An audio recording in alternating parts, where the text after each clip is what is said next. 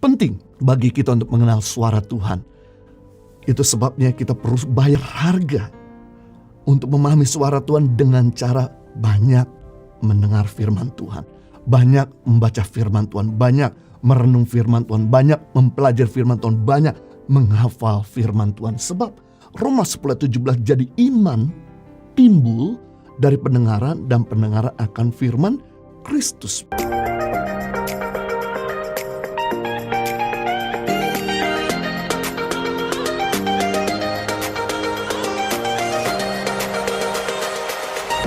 Baik, kita siapkan hati kita untuk mendengar firman Tuhan. Kalau kita semua senang dengan sebuah judul khotbah, saya mau sampaikan dengan tema mengenal suara Tuhan. Kerinduan Tuhan adalah berbicara kepada kita layaknya seorang ayah berbicara kepada anaknya, seorang sahabat berbicara kepada temannya untuk menuntun, menghibur, menasehati, memperbaiki kesalahan, memberdaya sehingga kita menjadi anak yang lebih baik. Dan keinginan Tuhan agar dapat berkomunikasi dengan kita secara dua arah atau dialog, bukan satu arah. Tuhan gak mau dia ngomong terus kita diam, gak berbicara sama sekali. Atau Tuhan juga gak mau kita bicara terus dia diam. Tuhan mau untuk kita bisa saling berkomunikasi. Namun ironisnya kita masih sering sulit untuk membedakan mana suara Tuhan dan mana suara kita sendiri. Bahkan ada begitu banyak anak Tuhan yang sudah lama mengenal dia, bahkan senior dalam pelayanan, memiliki karunia-karunia roh, masih juga sulit mengenal suara Tuhan. Hari ini kita belajar ada 8 cara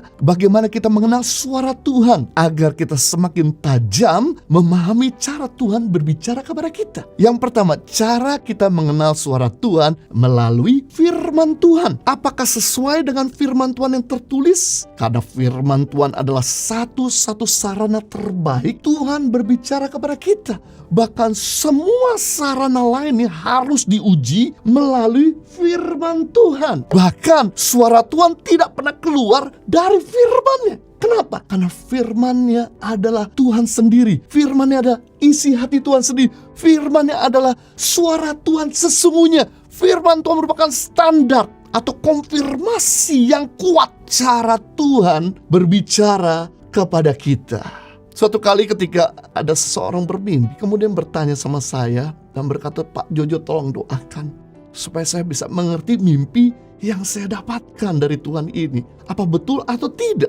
Kemudian saya berdoa dan 2 hari kemudian dia bertanya, "Pak, apakah sudah dapat suara Tuhan atau tidak? Mimpi yang saya dapatkan, karena saya merasa gelisah sekali, gak tenang." Kemudian saya berkata, "Saya dapat suara Tuhan lewat firman-Nya." Yeremia 29 ayat 11. "Sebab aku ini mengetahui rancangan-rancangan apa yang ada padaku mengenai kamu. Demikian firman Tuhan, yaitu rancangan damai sejahtera dan bukan rancangan kecelakaan, untuk memberi kepadamu hari depan yang penuh pengharapan." Dan firman Tuhan ini tidak mungkin bisa disangkal. Firman Tuhan adalah kebenaran dan dia berkata, "Terima kasih memberikan pengharapan, kekuatan untuk saya tetap maju di dalam apa yang saya dapatkan."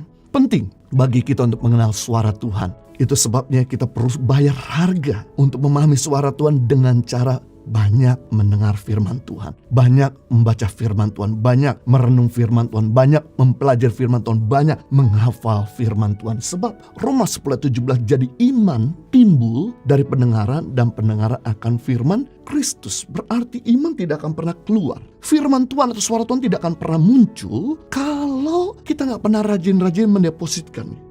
Karena kita udah sering-sering mendepositkan, maka suara Tuhan itu akan muncul, maka iman itu akan muncul.